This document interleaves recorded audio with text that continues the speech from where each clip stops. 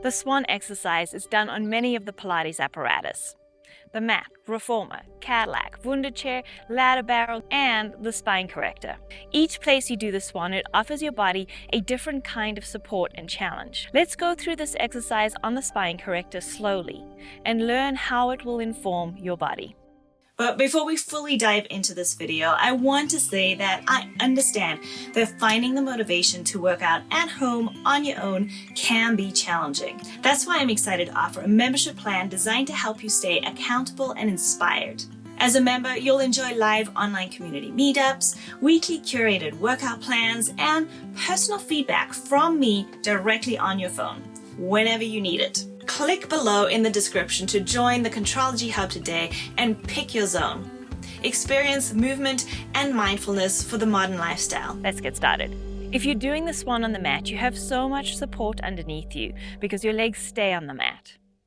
As you progress, the Swan becomes the Swan dive, a much more challenging back extension. When you do this on the spine corrector, you have to balance on the top of the barrel.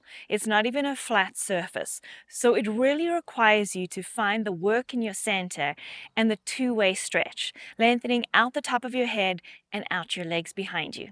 On the mat, it's easier to collapse into the mat, but on the spine corrector, you'll fall if you don't find your two-way stretch. Watch me first and then give it a try yourself. Set up the step in front of you and then come lying with your hips on top of the barrel. If you set yourself up too far forward, you'll fall forward. If you set yourself up too far back, you won't be able to lift your legs up off the step. You have to find that sweet spot where you can lift both your arms and legs up and still balance. It just takes a little practice to get used to figuring out where exactly that is on your body. Your first step is just to find your balance. So lift your chest up and arms out into a T shape and hug your legs together behind you as you lift them up. Then work to find your two-way stretch and balance. Breathe. Inhale through your nose and then take a quiet, slow and gentle exhale through your nose and work to grow longer in two directions. See if you can stay there for 5 breaths and then push yourself back into a rest pose behind the spine corrector. Press your hands into the barrel, your tailbone into your feet, and lift your abdominals up off your thighs to round your back. Once you've mastered the balance, you can add the rock. So come lying on top of your barrel.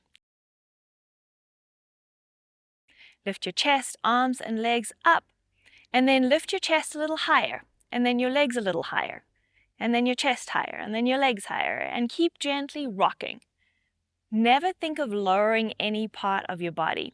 One side always just works to lift higher than the other, and that's what makes you rock. After about 5 rocks, you can push yourself back into a rest pose and round your back. Remember, it's very important to not just be trying to lift your chest and legs up into a back extension and dumping in your lower back, but to be pulling your abdominals in and up and lengthening your whole body in a two-way stretch in this exercise. Give it a try for yourself and then drop any questions for me below in the comments. If you enjoyed this video, give it a thumbs up, subscribe, and hit that notification bell so we can keep working out together. I'll see you next time.